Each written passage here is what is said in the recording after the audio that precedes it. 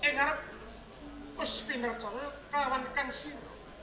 Mungguh kadya paran Adipati Penaruk sing sawetara ora sowan ing Kasultanan Demak Bintara. Para matur rasa dalem Kanjeng Sultan.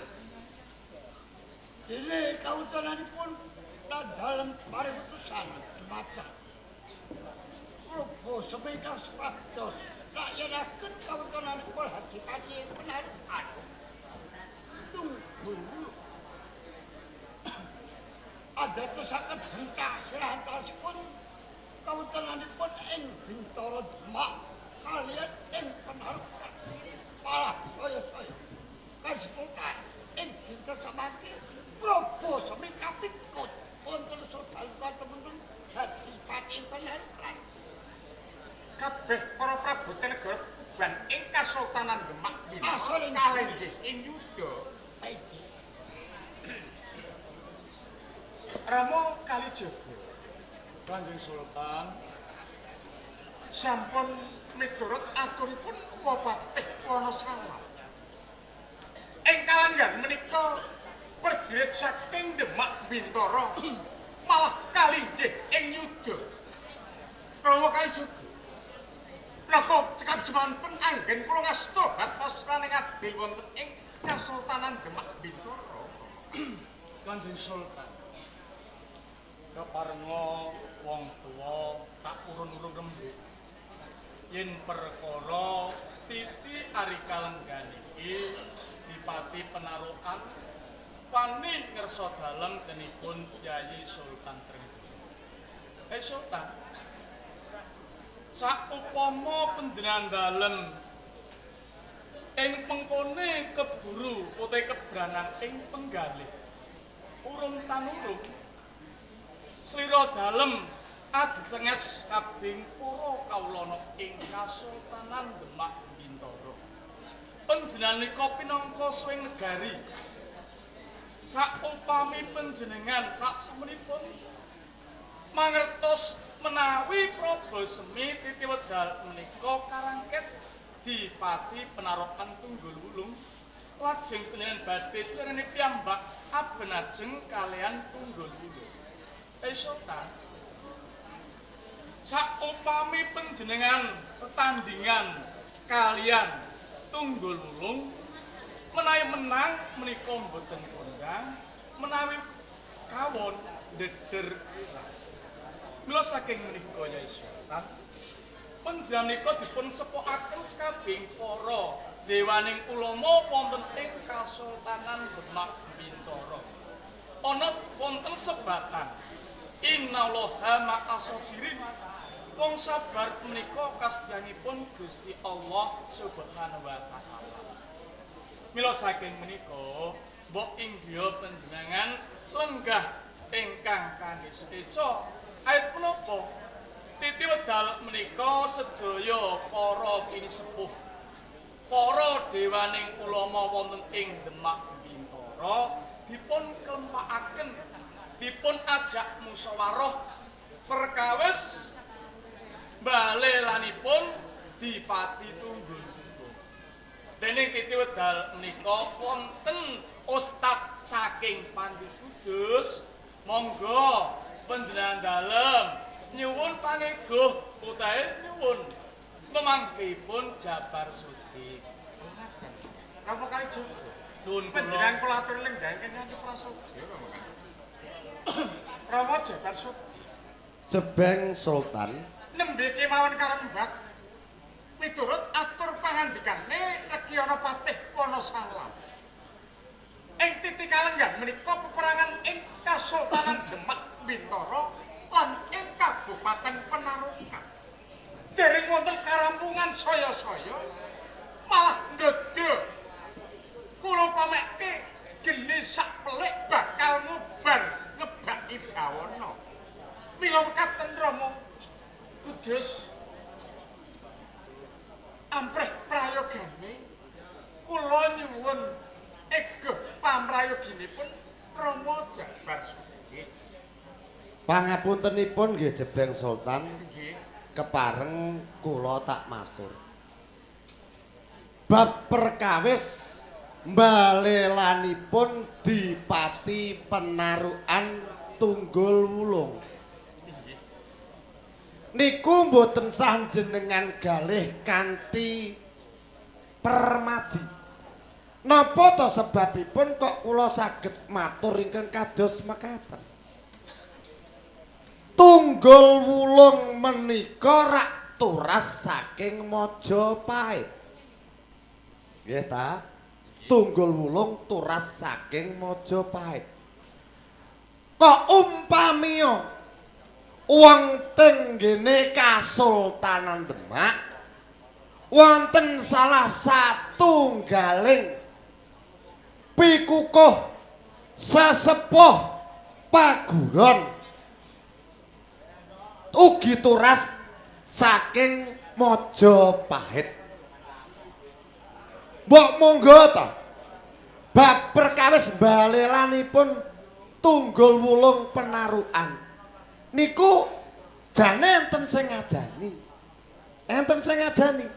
Wong saka guru teng Kasultanan Demak niki njabane nderekke Demak ning jerone niku nderekke Penarukan. Nun sewu Jebeng Sultan. Gus, benten Agus aku tak nyelahken Gus. Ngono. Ya ketoke kok kebangetan men le Gus. Wong tuwa omong ora dipikir luwih dhisik. Nek kok angger ngucap, angger jeplak nggone ngomong. Nuwun sewu lho Kakang, aja krasa nek rumangsa. Nuwun dalem saya Jebeng. Ngambil kawicaksanan panjenengan sawetawis kula tak nyauri omongin Jabar Sutik sing blarak-blarak kaya sepur kurang muatan. Dus, Kakang, aku ngerti kok, Dus. Mbalangmu ngalor ning sing kena kidul. Janjane kowe ku arep ndumuk. Wedrah Majapahit sing nyang Demak Bintara dadi pinisepuh ing Demak Bintara kuwi arep bloko yen Kalijaga. Iya apa ora, Dus? aku rek wis ngomong to, Kang. Aja krasa nek rumangsa. Dene-dene kok sampean rumangsa. Nggih mpun. Masya Allah, nak undu mindalit. Astagfirullahaladzim. Dus, kowe ngomong ngono wis mbok pikir. Nggih pun kula pikir. Pun kula pikir. Wis mbok pikir tenan. Sampun. Dus, yen kowe ndumuk aleneng liyan, mbok yo ndumuk jithokmu dhewe, Dus. Lah, ngenani bab perkawis no. Kowe eling rikala semana brubuh Majapahit. Sing dadi senopati saka ing Kasultanan Demak Bintara dudu Prabasemi, dudu Patih Wonosalam, nanging Jabar Sudik. Cocok. Jas ya. Senopati tiyang mriki Demak. padha ngertos. Tamune Pak Haji Sutikno pun ngertos nek Kudus niku dados senopati ing Demak. Nanging ya, Dus. Saat jamake wong bedah negara iku boyongane apa, Dus? Boyongane nggih. Donya brana panguwasa. Donya brana bentuah sing cumandhak negara sing dibedah. Sing dibedah. Ning sebabe apa, Dus? Kowe bisa mbedah negara Majapahit, kowe ra mboyong bentuah Majapahit, Raja Brana sa ing negara Majapahit. Lah sing mbok boyong kok wedokan, Eyang Dwarawati kok mbok boyong, Dus. Lah jenengan niku ngono iso kodhok-kodhok. Wong perkara ngono ten mawon kosong. Lho, Ngono iku senengane kok mbukak senengane. lah iya apa ora? Lho ngeyangem dhewe kok arep mbok senengi. Lho kowe iku janjane wali apa-apa to, Dus Mas. Lah kok ora gelem meneng. Mulane to Kakang. Kula niku jane gumun kalih sampean. Gumune manggon ngendi? Jan kula tak takok kalih sampean, mang jeneng jawab sak jujur-jure jenengan. Dus Jane wali teng ngene tanah Jawa niki enten pira? Masya Allah. Tadi sampeyan kalian warga dusun Tanjung Kali, nggih. Wali wonten ing Demak Bintara menika cacahipun rak wonten 9 nggih. 9 Dus. 8. 9. 8. Dus, kowe kok bisa kandha yen 8? Apa kowe bisa nduduke siji-sijine, Dus? Nggih iso ta. Panjenengane Rama Sonan Bonang. Panjenengane Rama Sonan Giri. Panjenengane Rama Sonan Gunung Jati. Panjenengane Murya. Panjenengane Kudus. 1 2 3 4 5 6 7 8. Mongko niku anane mok 8. Kok sampean kandha 9 niku? Lho, sebabe apa Dus kowe kok bisa kandha nek 8? Panjenengane Rama Sonan Bonang, Rama Gunung Jati, Rama Sonan Giri, penganggone sarwa putih. Ubel putih. Bel putih. Jubah putih. Jubah putih. Serban putih. Serban putih. Sarung putih. Sarung putih. Kadilangu. Pratandake ya, Dus. Mertandake Nek putih kuwi suci. Lah kadilangu. Ana wali kok ndure ireng. Rambine ireng. Ngisore ireng. Jane sampean niki wali apa wong nyulah kodhok? Astagfirullahaladzim. Mbok jenengan niku nek nyoto-nyoto wali teng tanah Jawa, Kakang Said, Kakang Kalijaga, mbok nggih rukun kalih kanca wali nganggo sarwa putih ben ketok suci. Lho, blarak-blarak, Pak. Ngetene wajibe diwangsuli napa mboten? Dipun wangsuli. Nah, nggih tak wangsulani. Dus, tak takon ya, Dus. Takono sak ceploke katokem. Yo kathok kok mbok copot piye to? Maksude takono sak kapokem nek musuh kudus bengi iki tetep tak jawab.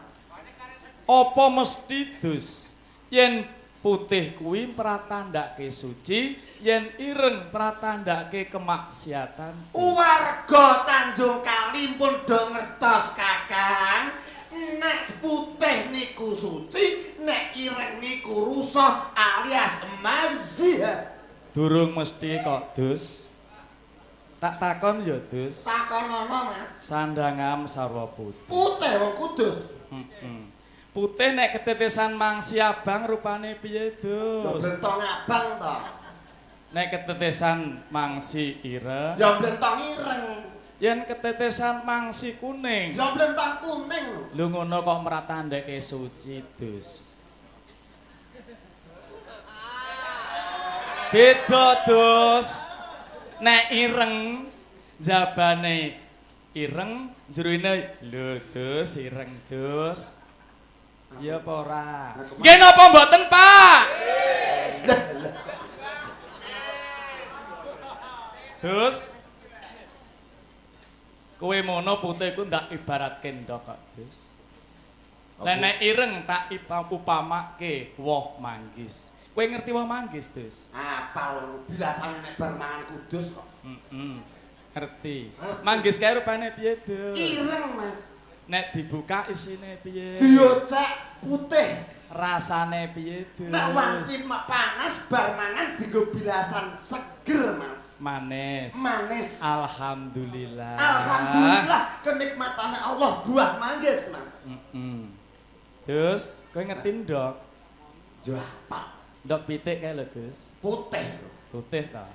Nek dipecah kae rupane piye, Dus, jerone? Jerone rupane kuning, Mas. Ndok putih nek lagi metu saka babone jabane putih, yen dipecah jerone kuning. Neng Dus, ndok pitik nek dingremi babon selikur dina ora netes. Ndok apa, Dus? Kuwi nek cara kudus yo, Mas, kena diarani ndok koplak utawa ndok kuwukan. Mergo ditesi babone ora netes, Mas. Iya. Jabane piye, Dus? Putih. Nek dipecah rupane piye, Dus? Abang semu banger sithik-sithik. Gandane piye, Dus? Batik kok, Mas. Masya Allah.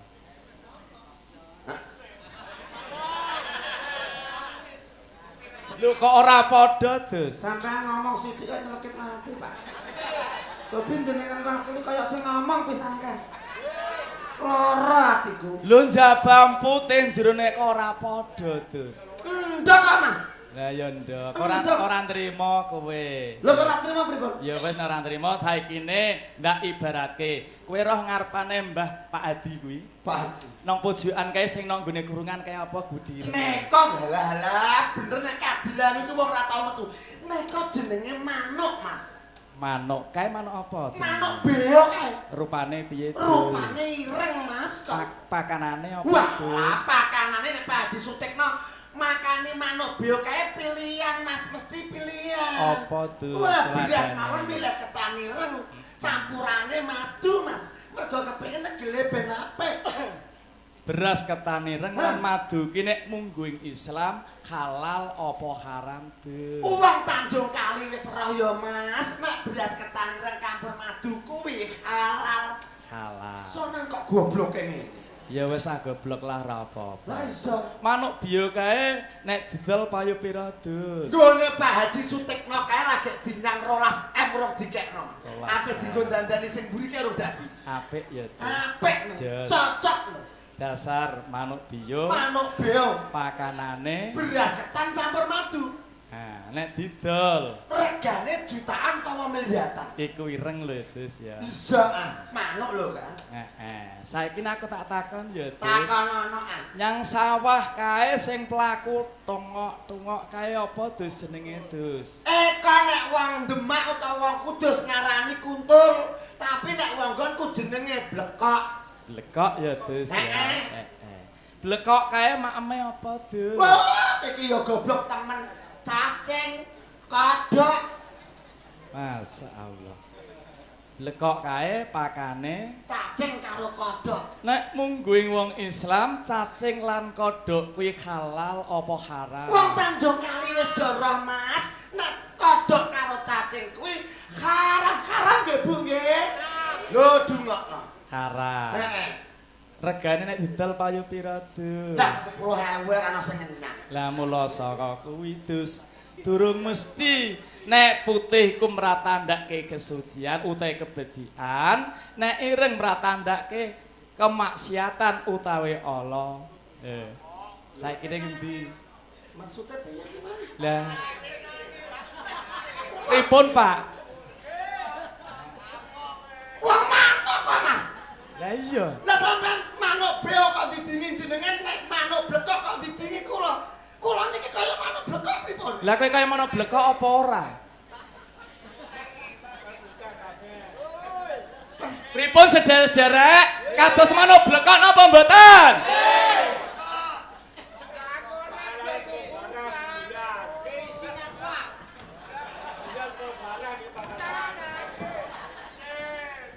Pisan kas iki, Mas. Kok ijo terus ae. Pisan kas. Lah dagelane ke darauman ape? Ya wis. Saiki kula tak takon kalih jenengan. Iya. Dalane swarga. Kalih dalane neraka. Iki lho nek kali jaga anten wong matok. Jenengan jawab, larang pundi? Masya Allah. Saiki nek tak takon kelan kowe, Dus. Takono. Dalane swarga karo neraka iku larang ndi, Dus? Lah goblokmu. Ya larang swarga. Masya Allah. Wong kene wis jorok, larang swarga. Nek ngene lho, Dus. Nek iki mengko nek mung bantah ngene mengko mundak ora apik. Saiki nek kepiye? Toh tinota. Totohan apa? Lho nek Kalijaga wong ngerti nek Kalijaga wong desa ora duwe dadah, ora duwe apa-apa. Bener. Aku percaya Bener. wong Kudus ki wong sugih. Kene wong kene ya doroh, Mas, nek Kudus ki wong sugih. Jambu bol, Kudus. jarum, Kudus. matahari, Kudus. gribik. Kudus. Ngoten niku jenenge sampean. Masa Kudus penggaweane ning gribek. Wong ngerti pisan nek jenengan olah-olah terus. Saiki ning ngene lho nggih, ya Dus. Heeh. Iki diseseni sekabing warga desa Tanjung Kali. Heeh. Mengko nek sing menang utawa nek sing kalah kudu medun salim karo penyanipun Bapak Hadi. Nggih. Lho, mengko nek sing menang solawatan. Saya. Maksudnya sampean iki pripun to Kakak? Aku kok gak mudhun. Nek kira-kira sampean kalah, mudhun. Aku tak medun. Silaturahmi karo panjenengane Bapak Haji Sutekno. Nek aku sing kalah, Kowe sing medun silaturahmi karo Pak Haji Sutekno. aku roh. Kok upamane kowe kalah ape mudhun aku roh, Mas. Kowe kok ngerti? Pondokmu sing sisih kidul urung dadi, kowe ape njaluk amal karo wong Tanjung Kali. Ape njaluk sedekah karo wong Tanjung Kali, ape mbok nggo ngimboi oleh mbangun pondok roh aku. Mas Allah. Dus. Lho lem ngucap iki lho Dus, kok ora kleru. Lho lambe kok angger ndambleh entuk apa le Dus? Saiki tak takon ya Dus. Takon ono. Ing ngarep keng ngandhake ngejak totoan, mengko nek sing kalah medhut silaturahmi kalumdanipun Bapak ingkang kagem kersa. Silaturahmi. Al-wa'du dainun. Janji adalah hutang. Nah, saksene nggih, Pak. Lho ora ngono Bapak Ibu tamune Pak Haji Sutekno kok ngger-ngger aja. Kok gumun aku ah. Dus, Piye kan? aku tak takon ya. Takon ono. Sing wis jare mau ngandhake dalane swarga karo neraka, larang dalane swarga. Larang dalane swarga. Kowe ngerti, Dus?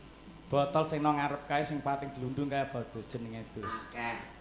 Ana 500, ana bir hitam, kok sedaya mau anggur merah. Regane piro Dus sebotol? Botol kae sing anggur merah 37, sing bir 35. Lho, kowe ku wali apa? Lho kowe kok apa kowe ngombe Dus? Lho gimana aku ngomong piye lah caca. Cara takon regane Lah ya nek kowe ora ngombe rak ya mesti ora ngerti regane to Dus. liwat nonton pas ana wong ngombe ngono lho. Ngono. Wong nek ngombe alkohol kae ing besuke sak upamane mati manggon nyang ndi Dus? Barang haram jangan diminum, neraka jahanam. Neraka jahanam. Neraka jahanam. Wah, wiridan kudus kok. Nah, neraka jahanam ya Dus. Neraka jahanam. Neng kae botol KTI bir ciu kae mau kae ngandhake jare 80 sok-sok kala mangsane ya nganti 200. Heeh. Kae larang apa murah? Ya larang lah Mas, larang kok. Larang ya. Larang. Saiki ne. Kae tanggaku muridmu kudus kae ana sing metu mindak lampakatine main dadu. Oh, larangane negara. Main dadu kuwi mung nggo agama piye, Dus? Yo karan ora dintokke negara ora ngentokke, agama ora ngentokke. Nah, nek kalah dadu dhewekne nganti lali. Nyang omah kae ana sapi, diritke bojone awan-awan, mulih sapine didol perkara nggo kalah dadu. Tukaran karo bojone blang-blang. Kowe wong lanang dosa, kowe sok mati mlebu neraka kowe. Sapine didol payu 50 juta. 50 juta. Nek wong dadu kae besuke nek mati mlebu ndi? Neraka. Nek kena ngopo kok 50 juta, Dus? Nggih napa mboten, Pak?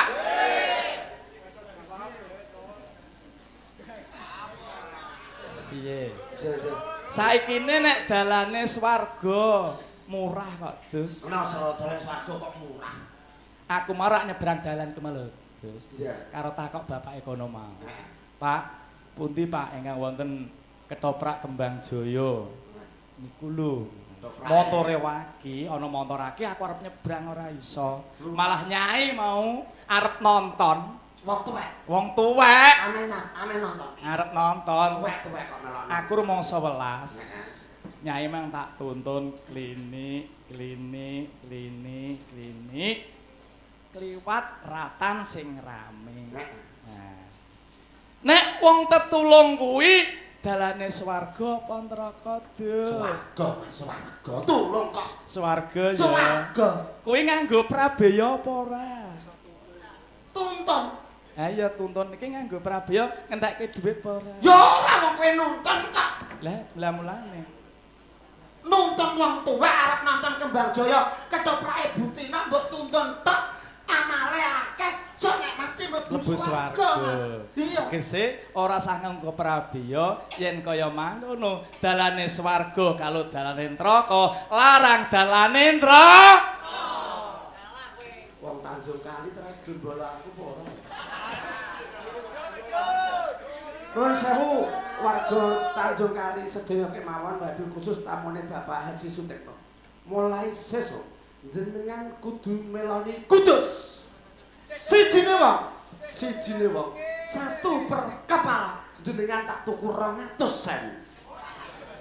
Dadi nek jenengan gelem meloki aku genep wong 1000 200 yuta tak bungke wong Tanjung Kali. Modal kowe. Nek Kali Jaga. Nek Kali Jaga. Kali Jaga jenengan kok ngeloki Kali Jaga. Maroting kadilanmu jenengan mboten disangoni napa-napa, ajeng disangoni kathok mawon 1003. Umum mboten. Aku percaya, Pak Des. Nek melu kowe mbok wenehi dhuwit 200.000, isih mbok wenehi montor siji-siji. Cocok, dene kowe ngerti. Nek mung bolo Kali Jaga, hadiah mung kathok. Neng tak takon ya, Dus. Numpak montor nek ora kathokan piye, Dus? Pripun, Pak? Wah, jan wong Tanjung Kali ki angel bengane. Tak baru ben ngene kok ya saya meloki Kali Jaga. Tapi lho Kakang Said, tapi nek perkawis jenengan bolo, kudus kalian jenengan tetep akeh balane. Kudus. Masa Allah. Lho kok jaran trimo? Ora trimo. Lho mang janjimu nek kalah kowe kon medun kok malah ora medun kok sing kurang trimo, Dus. Pripun Pak janjine wau? Sing kalah kudu wong tak lali-lali kok jenengan isa eling. Ayo. Nek ora medun kowe dibualangi warga Tanjung Kali. Yakin Pak, kula wau pun muni janji adalah hutang. Kok umpami kula niki mudhun, sida mudhun tenan. Pak Haji Sutekno mesti kelangan dhuwit mbok 200, mbok 100 mesti kelangan. Sebabe apa? Jenengan iki mesti mbok 10.000, mbok 5.000 mesti kelangan. Mergo kadilanmu niki pondok Endoyong. Marate ngene kudus tedo sumbangan kula emoh. Wong dadi wali kok bendina kok njaluk sumbangan kira-kira mudhun ora aku. Pripun, Pak? Saya Pak Haji Sutekno, Pak Haji Sutekno. Iki kok ketemu. Karena tak jujur pertama lah Pak Haji Sutekno aku yo bingung ah. Alwak dudaenun janji pinangka utang. Apa Pak? Ngene lho, Het, Kakang Said. Piye? Kula tak mudhun lan jujuke aja Pak Haji Sutekno wonge gak ono kok. Lho, ya digoleki. Pripun niki? Sampeyan setuju medhen apa mboten?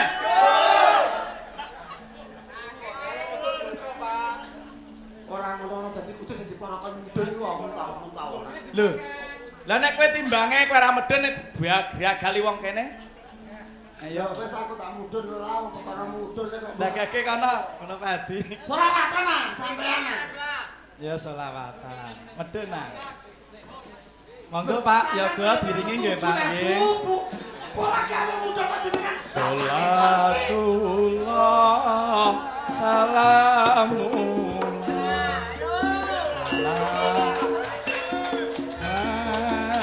Rasulillah Salatullah Salamullah Ala Yasin Habibi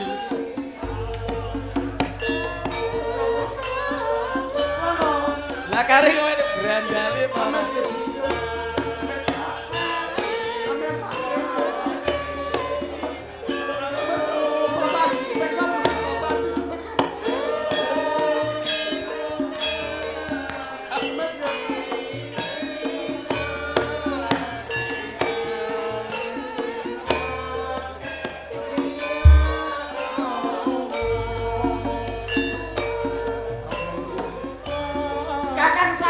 ana apa? Selawate lewatno sik aku tak rembukan karo Pak Haji Sutekno.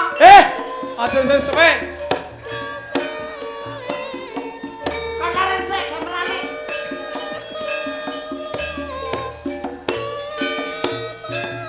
Ngapunten nggih Bapak. Iki salah satunggaling lampah Kembang Jaya panyuwunane jenengan. Batahe sahid kalih kudus. Lah niki sahid lagi selarat. Kudus kon ngemis. Endi wae. Lah kok ben kepirangan piyambak. Ing Kadilangun nika pondokane ndoyong. Kula kan nurut-nurut akan ndolek sumbangan iki sing kula daluhi sumbangan riyen jenengan nang kula dongake omah sing dhuwur iku nek didadekno lho Pak sing guru ya Pak. Mangaku mung guri pipi sok malah dhuwure ngene.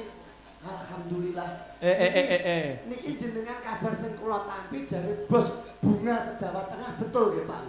Alhamdulillah. Ngeten mawon lho Pak jenengan jenengake Kembang Jaya mawon. Tiang-tiang dadi obong ketoprak sing padha mara mriki. Ketoprak Kembang Jaya kok mbok tanggap ketoprak elik. Sampeyan aja ngertos sing dados sahid nika bocah angon kebon nika Pak.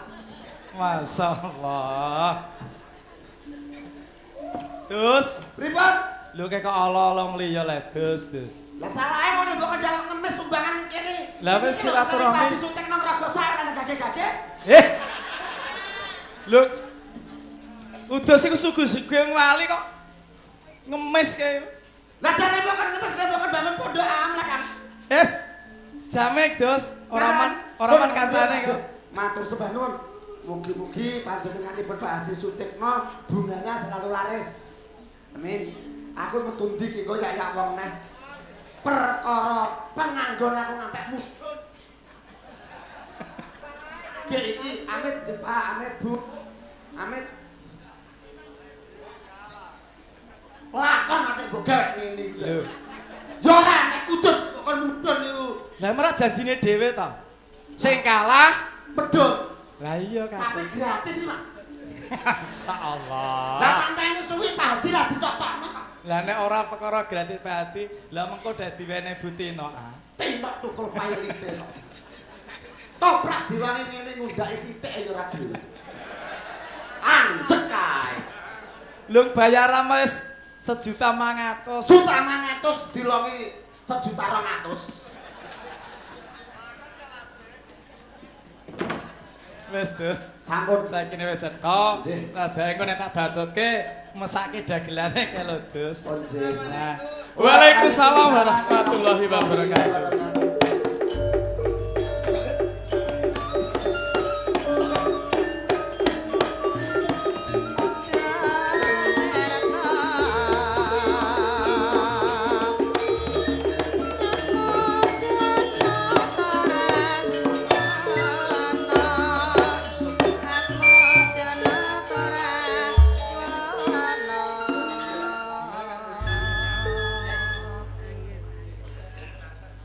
Angger kalian mah Paring dawuh Rama Sultan.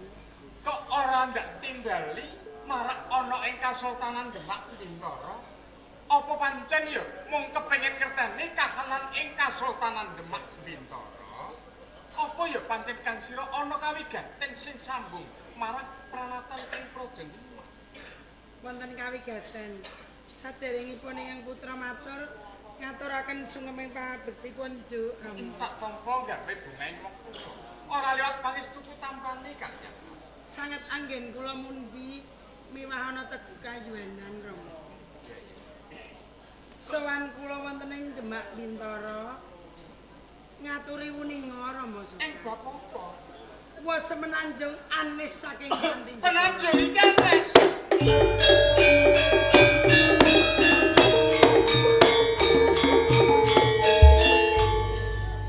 Romo kalju Anisipun wa semenanjung ndadosaken gedra ing antawisipun Yayi Penangsang lan Yayi Karebet. Sami dakwa dinakwa ngantos sawetawis tengkah wonten ing Panti Jepara. Mila kula inggahaken wonten ing pendopo Demak Bintara Rama Trenggana kula aturi ngadili ingkang putra kekalih. Sumangga anggenipun ngadili Yayi Karebet lan Penangsang anisipun wa semenanjung. Nanging akeh para saka guru ing Kasultanan Demak Bintara ing penggone samubareng apa sing perkara ana ing Kasultanan Demak Bintara ingsun bakal ngadili ya. Assalamualaikum. Waalaikumsalam warahmatullahi wabarakatuh.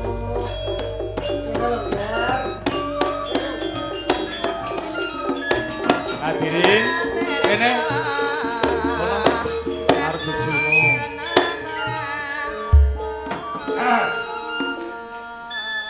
Nuwun sewu Rada Ranggat. Ya ora apa-apa le, ora apa-apa ning wong tuwa sabar ngenteni kok sih.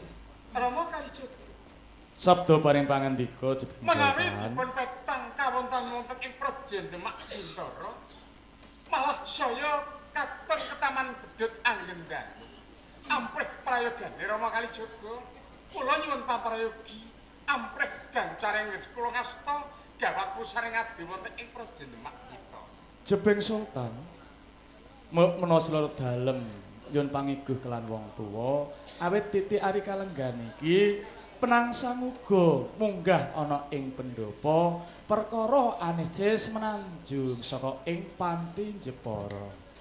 Wonten dalam sewu Paman. Enane anesipun Wa Ratu Semenanjung.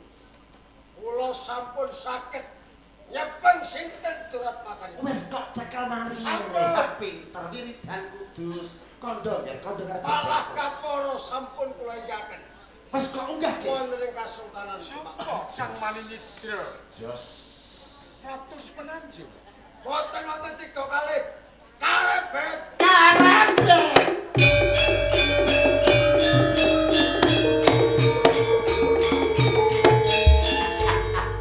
Yo, yo. Ana bledak duar aku ora kaget. Ana gludok aku ora jubul. Bareng aku krungu nek malinge karebet, masyaallah. Beb. Biyen ana apa le? Saiki ana apa? Paguron ra akeh. Monang paguron gedhe. Gunung Jati paguron gedhe. Lho kowe keblosok meguru kok ning Kadilangu le. Sapa guru Kadilangu? Raden Masahid ya Rama Sunan Kalijaga. Sapa Kalijaga? Dongkolane maling, dongkolane kampak, dongkolane kecu. Dadi ora mokal meneh lebet nek penggawe hamu maling. Cocok. Jos. Nuwun sewu Jepang Sultan. Kula tak nanggapi omonge kudu sing blarak-blarak. Terus lho ngomong ngono wis mbok pikir borong lebu. Nyata kasunyatan. Karebet kae dhisik wiridan ngendi, Dus? Ning wiridan kudus ning ora kerasan. Lah perkara karebet ora kerasan, karebet dijaluki prabeya sing akeh. Banjur dhewekne milih nang Kadilangu. Mergo paguron murahan. Aku tak dol murah lah kok, Dus. Salah. Tinimbang tak dol larang, neng aku milik marang darbe ing liyan.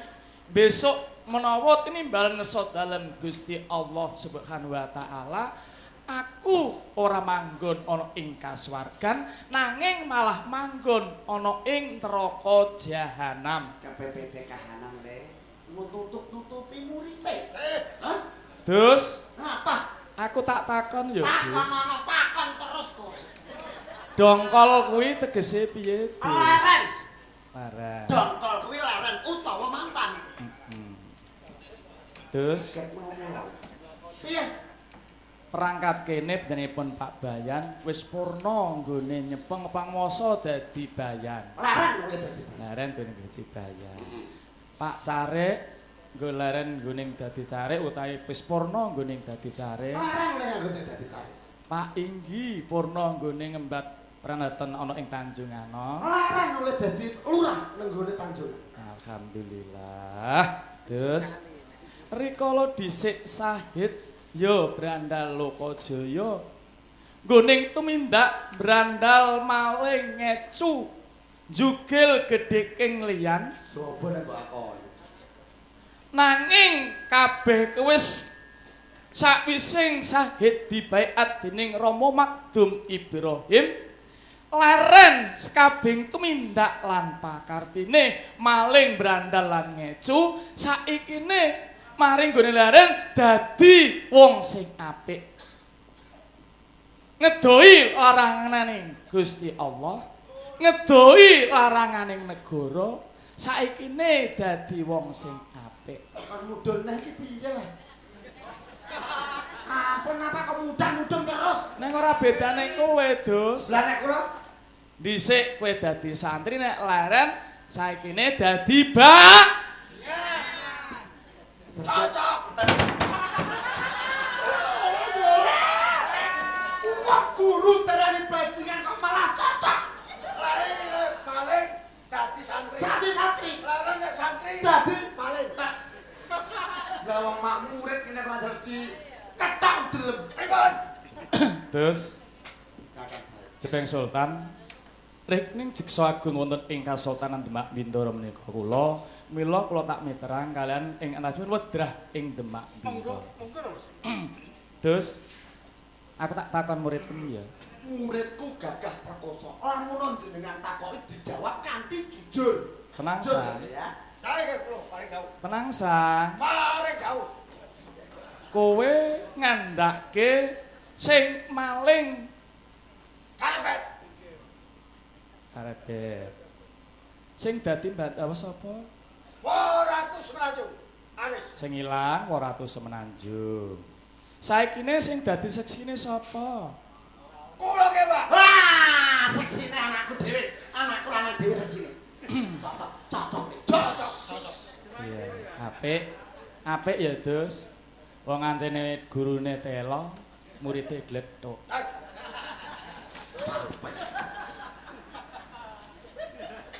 Pradata bisa diadili yen wis genep perkarane. Ing ngarep muridmu ngandhake. Pandak wong ngrangkep dadi seksi piye, Dus? Sah. Sah. Wong oleh mawon. Diseseni nggih, Pak. Pandak wong ngrangkep dadi seksi sah nggih. Nah, yo, Dus. Jepeng Sultan, Inggih, kamu. sak temene aku nganti munggah ana ing pendopo Demak Bintoro iki aku bakal nyuwun pengadilan. Kok napa pengadilan? Ya iya. Ya. Pengadilan kuwi mono patayat ana ing Kadilangu. Umure lagek 12 taun. Ayu. Rolas. Patayat Kadilangu meteng. Bobot iki. Bobot. Lah wong meteng jenengan laporke Jepeng Sultan. Ya iso ae. Lah terus sing ngetengi sapa? Ingkang ngetengi mboten wonten sanes, namung Ustad Kudus ya Jabar Sodik piyambak. Sampeyan kok ngarani nek Kudus ngetengi perawan 12 taun niku sampeyan duwe bukti. Duwe, Dus. Buktine sapa? Buktine muridku sing 12 taun meteng. Seksine sapa? Seksine aku. Ora iso. Ora iso ya. Ora iso. Pandak wong krangkep dadi seksi ora entuk. Rantok. Rantuk. Ora entuk. Yen kaya mangkono penangsang ndakwa klan karebet nyidra Ratu Semenanjung ya ora sah. Apa sakit? Sah. Sah? Sah. Ya wis ora apa-apa, Bet. Kowe dilebokke pakunjaran perkara nyolong Semenanjung. Suara salam. Hukum. Kudus uga dilebokke pakunjaran jalaran ngetengi Patayat Kadilangu. Lebokke. Iki piye? Pripun? Lu ala wong aku duwe murid kok malah kaya telo. Lepot tuh berani cari pakemujaran. Iya le luput ya luput. Kok langsung kok bodoh. Wong sing didakwa kae kono kok langsung kok bodoh aku. Yen karepet ngenani Anes pun 200 Semenanjung. Lah nek diko, Wis lah lebok. wong sunan kok demen. Lebokke lah, lebokke. Oh, murid koplak. Piye, Dus? Kamu meren. Ora sah. Ora. Wes ora usah, trimo. Ya. Jepeng Sultan. Ora mau kanjeng. Titiari iki kawitaksanan ana ngsa dalem nyenipun Jepeng Sultan. Rama Sunan Kalijaga. Jebeng Sultan. Saya wedal menika kapetang wonten ing Pusden Demak Bintara. Kula badhe ndawaken Giri Patemboyo. Sepindah sinten ingkang saged ngluwari pagunjarane Purbasemi kaping kalih ingkang saged mangsulaken Ratus Penanjung bakal kula ganjar sak murwate. Assalamualaikum.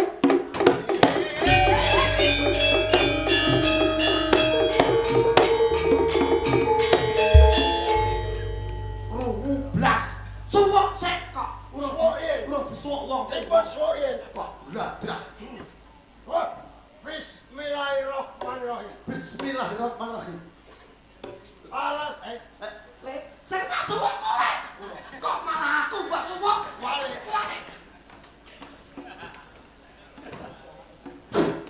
Mangkat, mangkat.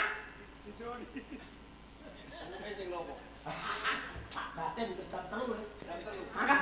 Ya, Assalamualaikum. Waalaikumsalam. Arep Ben. Wiridan Kudus. Iya iya. Krungu kahanan ngoten mawon. Assalamualaikum. Yes. Arep Ngidak Ben. tahu telek ora penjek. Sabda pangantikaning Sultan kudu kok estu. Mula kowe njaluk pangestu marang wong atu-atu.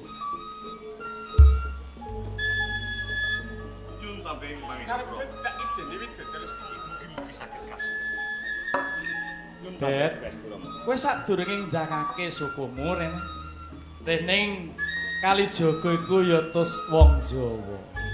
Beda karo si Jabar Sudik. Jabar Sudik kae nggone maringi ilmu kan murite kan apale walah tirik-tirik. Nek aku ora bisa. Wong pitungkasku mung tembung rong kecap. Becik ketitik ala ketara. Ya, eling ya. Becik ketitik ala ketara. Budal le, pangestu. Assalamualaikum. Waalaikumsalam warahmatullahi wabarakatuh.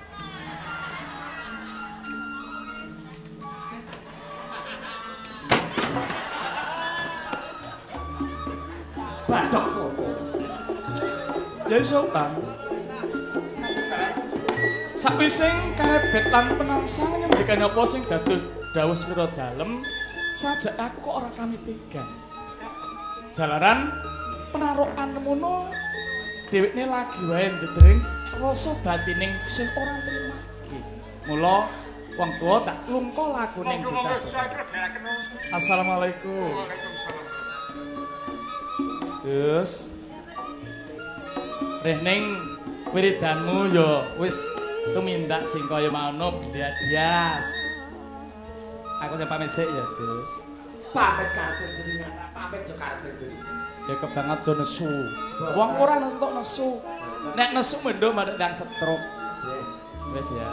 Assalamualaikum. Waalaikumsalam. Perkara pati wong Karepe piye? Kudu sakon ngomong. Kesultanan Demak.